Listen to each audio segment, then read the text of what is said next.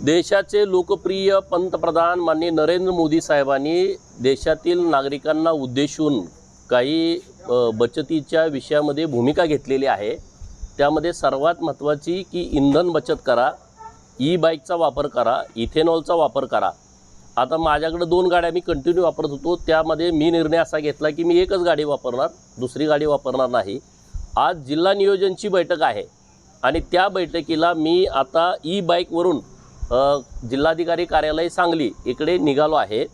लोकांनाही माझं आव्हान असं आहे की माझ्याकडे कामाच्या निमित्तानं ते आमच्या झरे गावी येतात किंवा जतच्या ऑफिसला येतात, माझ्या मतदारसंघातील लोक येतातच, परंतु बाहेरून पण खूप लोक माझ्याकडे येतात। त्यांना माझी विनंती आहे, त्यांचं कोणतंही काम असेल तर त्यांनी इकडं न येता त्यांनी आम्हाला जर मोबाईलवर मेसेज टाकला, त्या अधिकाऱ्यांचं नाव नंबर टाकला तर आम्ही लगेच त्या अधिकाऱ्यांना फोन करून त्या लोकांना परत आम्ही निरोप माघारी कळवू की जेणेकरून त्यांचा वेळ पण वाचेल आणि इंधनाची पण बचत होईल। माननीय पंतप्रधान महोदयांनी जी भूमिका घेतलेली आहे ती राष्ट्राच्या हिताची भूमिका आहे, राष्ट्रहित त्यामध्ये दिसतंय। त्यामुळं आपण सर्वांनी त्यांनी दिलेल्या निर्देशाचं थोडं जरी सामान्य लोकांनी पालन केलं तर राष्ट्रहिताच्या कामामध्ये आपली मोठी भर पडेल।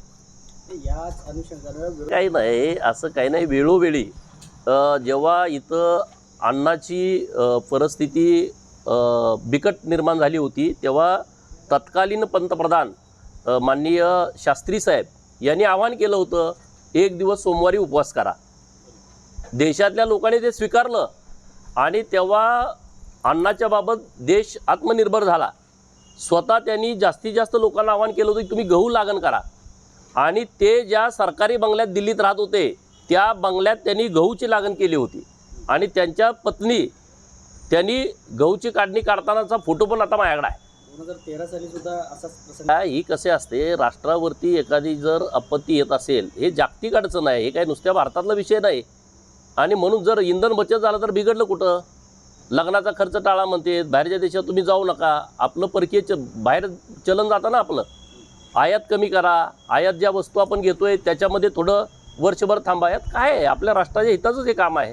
काय आपलं आव्हान राहील या अनुषंगाने आणखीन एकदा? अरे माननीय पंतप्रधान महोदयांनी जे आवाहन केलेलं आहे त्याच्याकडे राजकीय दृष्ट्या न बघता देशहिताच्या दृष्टिकोनातून सर्वांनी पाहावं।